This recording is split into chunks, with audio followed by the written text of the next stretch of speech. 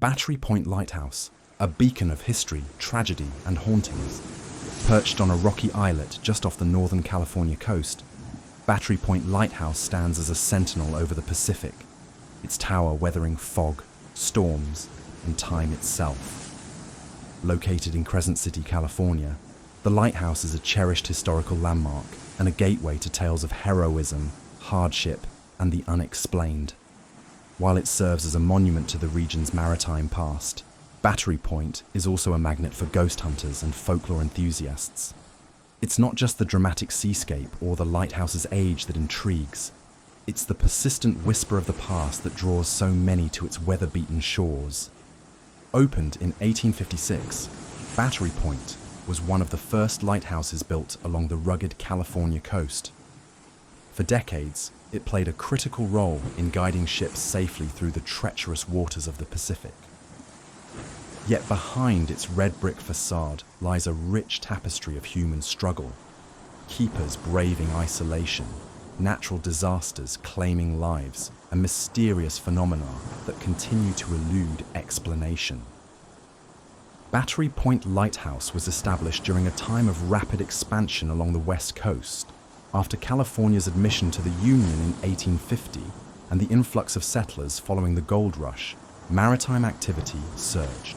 Crescent City quickly emerged as a significant port, necessitating a lighthouse to safeguard incoming vessels. Construction began in 1855 under the U.S. Lighthouse Board, with the site chosen for its strategic visibility and elevation. The building was completed the following year using stone quarried locally and brick imported via ship. Its architectural style was typical of mid-19th century lighthouses, a Cape Cod-style keeper's house with a cylindrical brick tower rising from its roof. The fourth-order Fresnel lens, crafted in France, cast its beam 14 miles out to sea, a technological marvel at the time.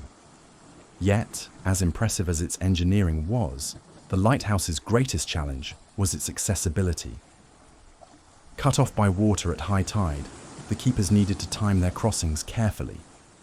This isolation would shape much of what came next, both the hardship of those who served here and the myths that followed. The 20th century brought with it significant upgrades to the lighthouse. Oil lamps were replaced with electric lights, and eventually, automation rendered constant human presence obsolete. In 1953, the original Fresnel lens was retired, though it was preserved and remains on display inside the Lighthouse Museum. The US Coast Guard took over operations, though Battery Point, unlike many lighthouses, was never fully automated. This decision was partly due to its historical status and partly due to its continued importance as a navigation aid in fog-heavy Northern California. Even as newer technologies emerged, the lighthouse remained a steadfast beacon, symbolic rather than essential. Yet even these changes could not shield it from nature's fury. On March 27, 1964, the Battery Point Lighthouse faced one of its greatest tests, not from time or neglect, but from the violent forces of nature. That night, one of the most powerful earthquakes ever recorded in North America shook Alaska's Prince William Sound. Measuring a staggering 9.2 on the Richter scale, the quake ruptured the Earth's crust and set off a chain reaction of deadly tsunamis across the Pacific. Crescent City, California, situated over 1,000 miles away, became an unexpected ground zero. The tsunami that struck Crescent City was not a single wave, but a series of surges, the largest of which devastated the town's harbor and downtown area. 11 lives were lost, and over 200 buildings were either damaged or completely destroyed. Battery Point Lighthouse, perched on a small tidal island just off the coast, stood directly in the path of the watery assault. The day had started unremarkably. Crescent City residents were preparing for Easter weekend. At the lighthouse, the keeper and his family were going about their usual evening tasks, checking the lens, updating the log, and listening to the radio. As dusk fell, there was no immediate sign of trouble. The waves lapped gently against the rocky shoreline, and the beam of the lighthouse swept out to sea, as it had for more than a century. It wasn't until hours later, closer to midnight, that reports of an impending tsunami reached local authorities. By then, it was almost too late. Tsunami warning systems in 1964 were rudimentary at best. Communication lag, disbelief, and a general lack of preparation meant that many residents were caught off guard. At Battery Point Lighthouse, the situation grew tense.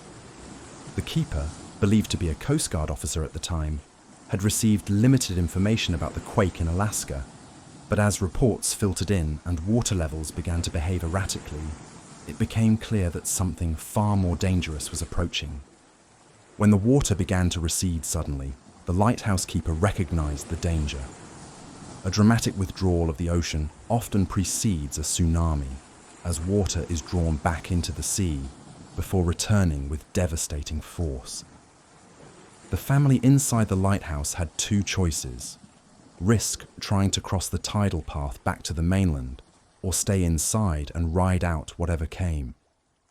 Choosing to remain, they secured the lighthouse as best they could, shuttering windows, moving essential items to higher levels, and preparing emergency supplies. The bridge of land that connected the lighthouse to the town at low tide was quickly submerged. The keepers were now marooned, surrounded by the rising, churning sea. Just before the first major wave struck, the family reportedly felt a deep vibration beneath their feet, an echo of the earthquake far to the north. The wind picked up, and the sky, already dark, took on an eerie cast. Then came the roar. Eyewitnesses later described the wave as a black wall. When the first major surge hit Crescent City, it funneled into the harbour with terrifying force, tossing fishing vessels onto buildings and tearing docks from their foundations. Cars were swept into the streets. Electricity failed. People scrambled to higher ground, many too late. At Battery Point, the wave wrapped around the small island like a serpent. The lighthouse, despite its elevated position, took a direct hit. Salt water crashed against the base of the structure, slamming debris, driftwood, rocks, even pieces of nearby homes against its brick walls. Windows shattered. The structure groaned under the pressure. Inside, the keeper's family huddled together. One account from a descendant of the family claims that the children were placed inside a small closet under the stairs, considered the safest place in the building. The water breached the lower levels, but did not rise high enough to engulf the upper floors. Miraculously, the lighthouse held. The tsunami wasn't a single wave, but a series of them, 8 by some counts. These waves arrived over several hours, some stronger than others, and each one eroded more of Crescent City's waterfront and infrastructure. After the first wave, the tide temporarily retreated again, only to return with greater strength. At Battery Point, the family endured hours of fear and isolation. They could hear the town's alarm sirens in the distance, and worse, the panicked shouts and cries from the mainland.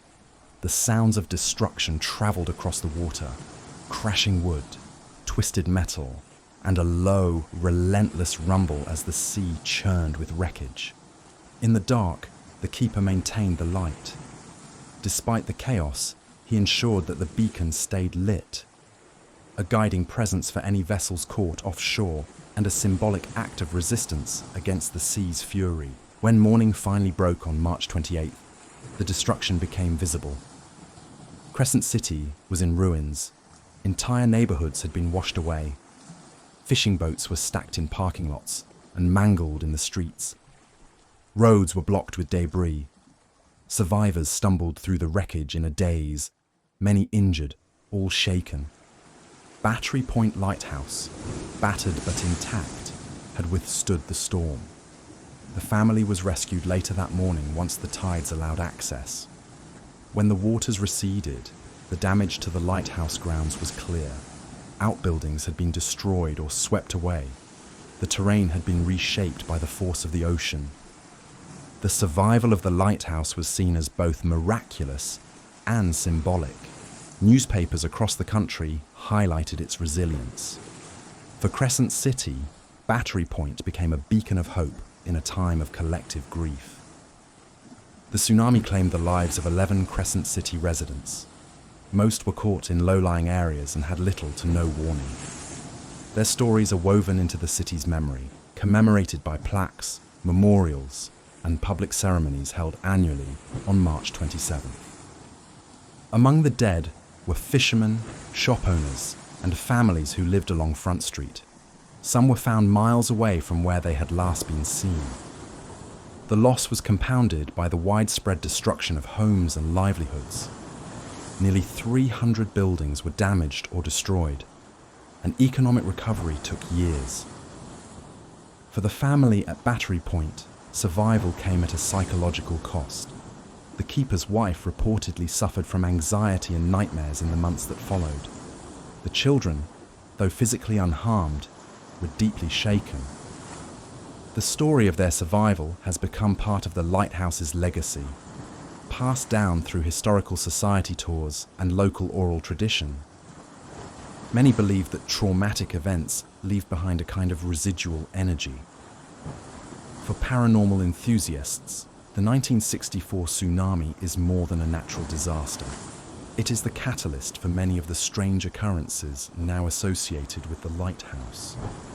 Some speculate that the spirits of those lost at sea or swept away from the harbour may have found their way to Battery Point. Visitors have claimed to hear the sound of rushing water in the lighthouse cellar, even on calm days. Others report the feeling of being suddenly overwhelmed by sadness when standing near the shoreline at night. A particularly persistent tale involves a woman's voice heard calling out, faint, mournful, and unintelligible, believed to be one of the tsunami's victims searching for loved ones. These claims are anecdotal, but their frequency has helped solidify Battery Point's place in the folklore of haunted lighthouses. The tsunami of 1964 changed Crescent City forever. It remains the deadliest tsunami in US mainland history and a stark reminder of nature's power.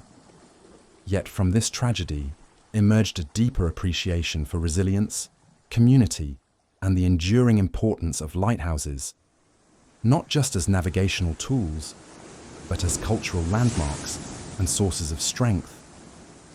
Battery Point Lighthouse became a symbol of survival. It continues to stand, not just because of the integrity of its structure, but because of the people who refuse to let its light go out. Today, when visitors tour the lighthouse and hear the story of that fateful night, they're reminded not only of those who perished, but of those who held fast against the storm. The tale of the tsunami and the family that survived it infuses the lighthouse with a quiet gravity. It's a chapter etched in salt and stone, one that continues to echo in the crashing waves below. Battery Point Lighthouse, with its isolated location, weather-beaten architecture and storied past, is a prime candidate for ghost stories. Over the decades, both casual visitors and dedicated lighthouse staff have recounted chilling experiences, some vague, others disturbingly vivid. These stories span generations and are often shared in hushed tones, as if uttering them too loudly might awaken whatever lingers within those stone walls. While skeptics might dismiss these tales as folklore or psychological projections, the consistency across numerous reports, often from unrelated witnesses, has lent credibility to Battery Point's haunted reputation. These aren't just campfire tales. They're rooted in personal experiences that people swear by, and some even carry lingering emotional or physical effects. One of the most well-known ghost stories involves a former lighthouse keeper believed to still patrol the island. Referred to by locals as Old Bill or Keeper William, this spirit is thought to be William Powers, who served as a keeper in the early 20th century. According to oral tradition, Powers died during a violent storm after venturing out to help a vessel believed to be in distress. Though no formal Coast Guard report confirms the exact event, local legends claim he was swept off the rocks and his body was never recovered. In the decades since, multiple visitors and staff members have reported seeing a figure holding a lantern, moving slowly along the perimeter of the lighthouse grounds during storms or heavy fog. The figure vanishes when approached, sometimes dissolving into mist. Those who have seen it describe a sense of quiet sadness and an overwhelming sense of urgency, as if the figure is searching for someone or something that remains lost at sea. Another frequently reported spirit is a woman in white, usually seen walking the rocky shore or standing silently in the windows of the upstairs quarters, described as wearing a long, old-fashioned gown with flowing sleeves. Her face is typically turned away or obscured by her dark hair. Local lore attributes this apparition to a lighthouse keeper's wife from the 1930s, whose husband died at sea. According to the story, she spent days pacing the cliff edge, waiting for a rescue that never came. Grief-stricken and unable to leave the lighthouse, she reportedly died of a broken heart, or in some versions, threw herself into the ocean. Visitors who see the woman in white often describe a sense of emotional heaviness and even unexplained crying spells. Some have photographed what appear to be faint figures or faces in windows when the lighthouse is locked and empty. Paranormal investigators have dubbed her the Sea Widow, and many consider her the most active spirit on the property. Perhaps the most unsettling reports come from visitors who hear the sound of children laughing, especially near the staircase or upstairs bedroom. There have even been accounts of faint pitter-patter footsteps running across the floorboards when the area is confirmed empty. Historical records do show that several keepers raised their children at the lighthouse, and one tragic account tells of a small boy who fell down the stairs in the late 1800s. Though the boy reportedly survived with injuries, the story has evolved into tales of ghostly children playing throughout the residence. Tour guides have reported toys being moved overnight, doors opening on their own, and cold spots near areas where children would have slept.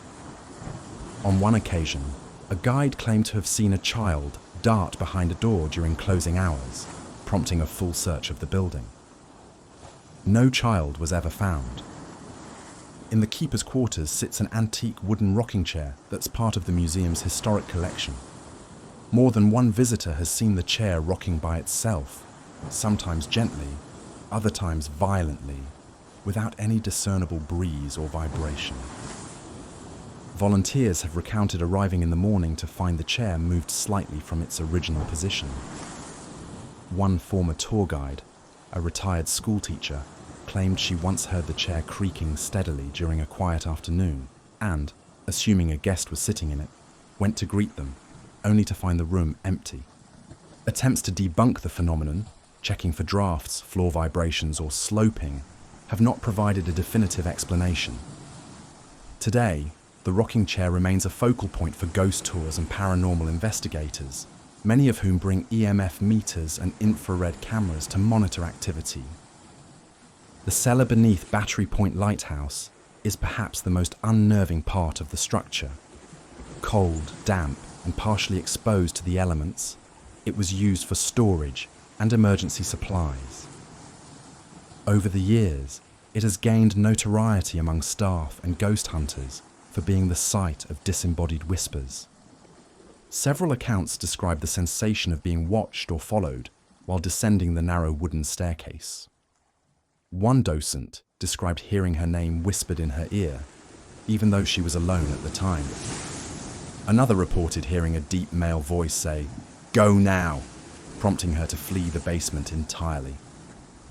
Electronic voice phenomena sessions in the cellar have yielded recordings of faint voices, knocks, and what some investigators interpret as phrases like, "Stay away," or "I'm here." One chilling recording captured in 2013 seems to include the sound of a distant cry followed by the distinct word, "Trapped." The top of the lighthouse, the lantern room, offers stunning views and houses the Fresnel lens. Yet this beacon room has its own share of mysteries. Visitors have described sudden chills, unexplained knocking, and what feels like an oppressive atmosphere despite the bright, open space. A photograph taken in 2008 by a visitor from Oregon sparked renewed interest in the paranormal. The image shows a faint, human-like silhouette reflected in the lantern glass. The photographer insisted no one else was with her at the time and submitted the photo to local media, where it ignited a flurry of speculation and ghost stories. The most bizarre encounter may have come from a Coast Guard technician sent to inspect the light system in the late 1980s. While working alone, he reported seeing a man in 19th century clothing standing just outside the lens chamber. When he turned back to look, the figure had vanished. The technician, reportedly a skeptic, requested not to return to Battery Point again. A lesser-known but persistent tale involves a phantom cat. Staff have reported hearing meowing inside the house and feeling a small body brush against their legs. Some have even claimed to see a tabby cat dart up the stairs or lounging near the hearth, only for the creature to vanish upon closer inspection. Local legend suggests that a keeper's family once kept a beloved house cat that died in the home. While its name has been lost to history, some believe its spirit lingers, offering a more comforting presence than some of the other reported phenomena. The guest log at Battery Point often includes entries from visitors who've had unusual experiences. Some write of an overwhelming sense of nostalgia or sorrow, while others describe physical sensations like dizziness or cold drafts in specific rooms. One notable testimony came from a couple visiting from Arizona who claimed they were locked in the bedroom briefly, despite no lock being on the door. They heard footsteps and voices outside, but when the door mysteriously opened again, no one was there, and the tour guide was still in the entryway below. Another visitor reported a strong scent of lavender in the parlour room, a smell commonly associated with the Victorian era, despite no flowers, candles, or fragrances in the building at the time. The ghost stories at Battery Point Lighthouse are not isolated incidents. They have emerged over decades and in consistent locations, most notably the parlour, stairs, cellar, and lantern room. The spirits reported here are rarely malicious, but their presence is deeply felt. Whether seen in full form or heard in the wind, they are part of the lighthouse's enduring mystique. Over the years, numerous paranormal investigation teams have explored Battery Point. Groups using EMF detectors, infrared cameras, and digital recorders have documented everything from temperature drops to unexplained voices. A 2017 from Northern California Paranormal Society reported intelligent responses to their questions during an EVP session in the lighthouse's cellar. Another group captured what appeared to be a shadow figure moving behind the Fresnel lens room, despite no one being inside at the time. While none of this constitutes definitive proof, the consistency of reports across decades adds weight to the claims. Battery Point remains one of the most frequently requested investigation sites in California. Battery Point Lighthouse is open to visitors during low tide, accessible by foot via a natural causeway. The tour includes access to the keeper's quarters, lantern room, and museum artifacts. Many guests report an uncanny atmosphere, an overwhelming sense of being watched or accompanied. Docents often share ghost stories during tours, with some even admitting to personal experiences. A few refuse to enter the basement alone. Guest books contain testimonials describing sightings of apparitions, inexplicable lights, and strong emotional reactions while inside. Despite, or perhaps because of, its haunted reputation, the lighthouse remains one of Crescent City's top attractions. Battery Point Lighthouse is more than a historical site.